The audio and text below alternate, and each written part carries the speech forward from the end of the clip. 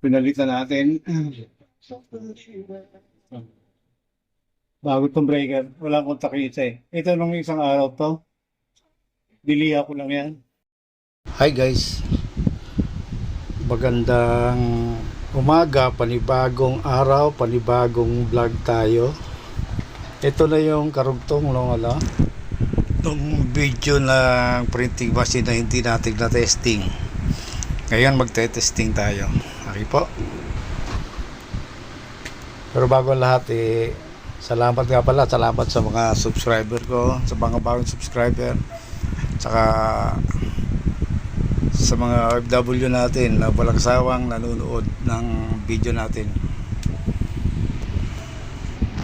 Salamat po. Shout out po sa lahat.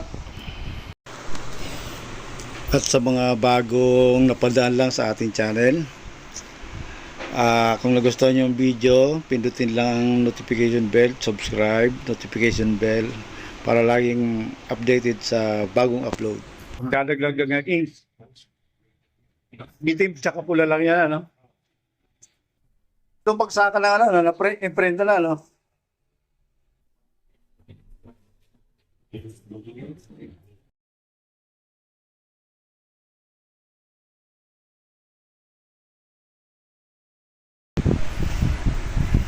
Marami palang gagawin dito sa pag nag-start ka mag-imprenta.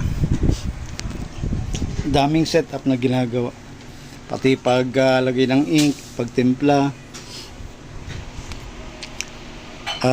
pag-adjust. Kaya bago ka makapag-umpisa pala, medyo matagal. Kailangan makuha mo yung timplada na lang ng na-imprenta dun sa papel. Pag set up ng mga ink, pag-balance.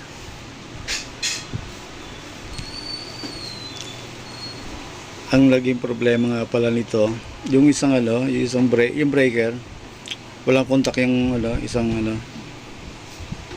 linya. Kaya nagpabili tayo. Kaya tas ngayon lang tayo umaga nag-testing. Sarado na kasi.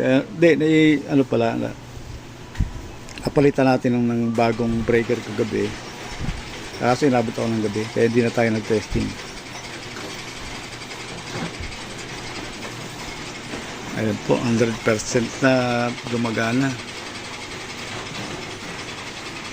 Ito madalas sa electrical lang naman ako kaya tawag. Pero sa mechanical, basta remote yung mechanical dito.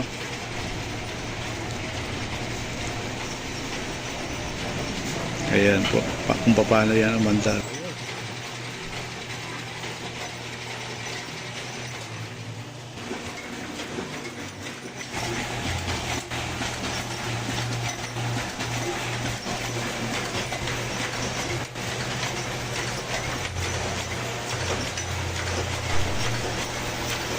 Thank you for watching. Salamat po, salamat sa lahat. Shout out po.